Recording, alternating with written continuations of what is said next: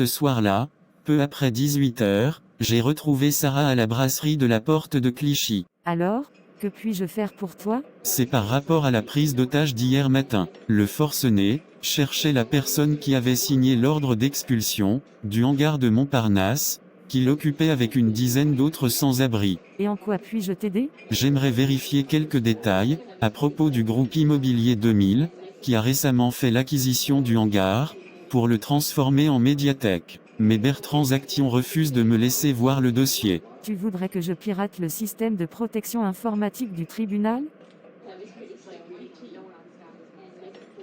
Oui, c'est à peu près ça. C'est extrêmement dangereux ce que tu me demandes là, Nicolas. Non seulement je risque ma place, mais il pourrait également y avoir des poursuites judiciaires. Je suis conscient des risques que ça représente. Tu n'es pas obligé de le faire, Sarah. Je vais voir ce que je peux faire. En tout cas, pas question d'utiliser mon ordi perso, c'est beaucoup trop risqué. Je vais me connecter depuis un cybercafé, et si je trouve quelque chose, je le téléchargerai sur une clé USB. Il faut faire vite car Zaction sait maintenant que tu t'intéresses au dossier, et il va probablement essayer de le faire disparaître. Je vais immédiatement faire un saut au cybercafé à côté du métro. On se retrouve à la crêperie en face du cinéma, dans 2 heures. Super, merci Sarah.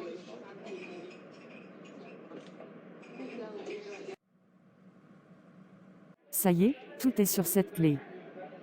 Génial, c'est vraiment sympa de ta part Sarah. Écoute Nicolas, j'ai jeté un œil au dossier. Je ne suis pas une spécialiste mais à mon avis ce dossier pue la magouille à plein nez. C'est une vraie bombe à retardement ce truc. Fais bien attention que ça ne te pète pas en pleine figure. Si j'étais toi je ne me mêlerais pas de cette affaire. Tu risques gros si tu mets ton nez là-dedans. Merci pour ton aide et pour tes conseils Sarah. Tu connais la réputation de Zaction. Ce type est prêt à tout pour défendre ses intérêts. Ils vont surveiller ton bureau 24 heures sur 24. Ils vont peut-être mettre un mouchard dans ta voiture et mettre ta ligne fixe sur écoute.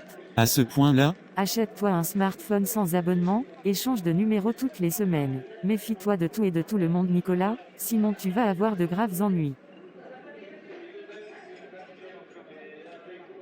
tu peux compter sur moi Sarah, je vais être hyper prudent. Et si on commandait nos crêpes? Bonne idée, j'ai super faim. Ce soir-là, une fois rentré à la maison, j'ai commencé à éplucher le dossier d'Immobilier 2000. Le hangar de Montparnasse avait appartenu à une entreprise du bâtiment, qui avait fait faillite en 2015. Les sans-abri du quartier y avaient rapidement trouvé refuge.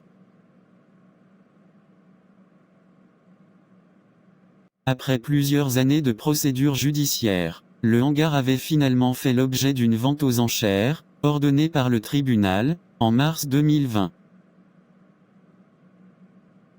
Apparemment aucun enchérisseur ne s'était présenté le jour de la vente, et le groupe immobilier 2000 en avait fait l'acquisition, pour une bouchée de pain.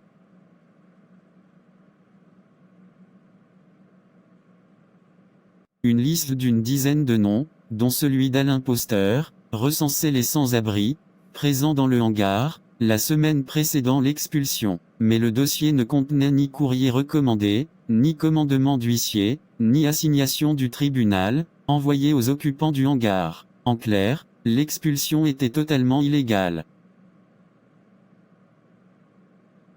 Comment Bertrand Action avait-il pu signer l'ordre d'expulsion dans ces conditions? De toute évidence il y avait eu un dysfonctionnement majeur dans cette procédure, qui avait coûté la vie à Alain Poster.